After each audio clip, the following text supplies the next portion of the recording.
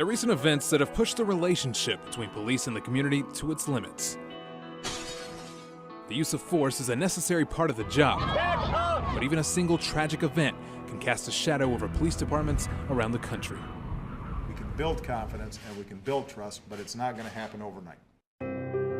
WNCN Investigates started digging into the real numbers, building a database to find out just how often our local police departments use force, and more importantly, how they keep track of it. You can see some interesting trends here. We brought our data to Chris Brook, legal director for ACLU North Carolina. I think it's a really good opportunity for law enforcement communities throughout our state to look at their use of force policies. Compare the number of times officers used force to the total number of calls for service, and across the board, you'll find it's a pretty tiny percentage. Most interactions between the public and law enforcement do not end in a use of force situation. But, you know, one tragedy is one tragedy too many. On the surface, Raleigh PD has some of the highest use of force numbers with more than 1,000 incidents each year. They gave us the stats but declined to go on camera. They also keep some of the most inclusive records, which has a major impact on the numbers. And that's when we noticed it's the record keeping that is drastically different between cities. The use of force almost automatically generates questions from others that aren't directly involved with it. We are empowering and authorizing these men and women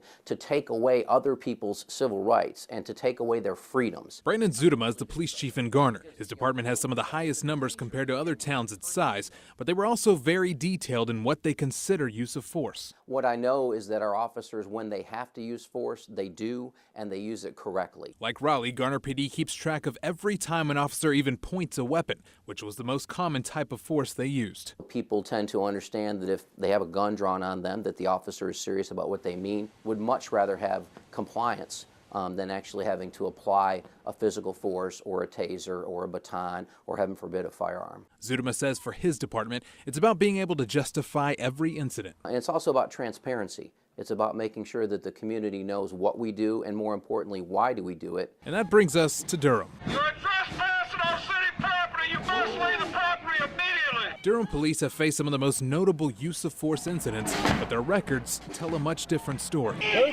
Take December 2013, for example. Most of the other departments we talked to say they count each individual officer's use of force. Durham does not. After this protest, the department only logged 2 uses of force that day, 1 physical and 1 use of taser. And even though tear gas was dropped to clear the crowd, it wasn't listed. And the discrepancies didn't stop there. Durham PD also does not keep track of how often their officers point their weapons. And during one of our phone conversations, I asked the chief, why not? He said because officers pulling their weapons happens all the time.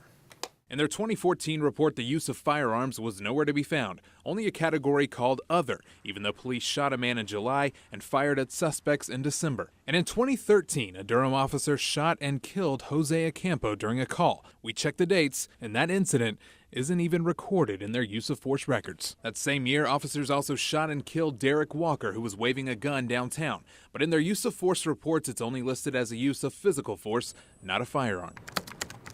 Over several calls and emails, we tried multiple times to sit down with Chief Jose Lopez to talk about their records, but each time he turned us down. So we even tried bringing the interview to him. Yeah, I wanted to see if we can talk to you about use of force. No, we're not doing that. Instead, he walked away. Is there a reason why, though? I'm not going on camera, and I think it's wrong that you would do this. Well, no, we did something we thought is very important to talk about. For you to accost me when I'm coming from my car, I think it's just inappropriate. Sir, I promise we're not accosting you. All I have is questions. We really only need like 10 minutes of your time, sir. Encouraging dialogue, engaging in dialogue with one another, and having conversations about what works in their community and what, from a law enforcement policing standpoint, does not work in their community is really a great place to start.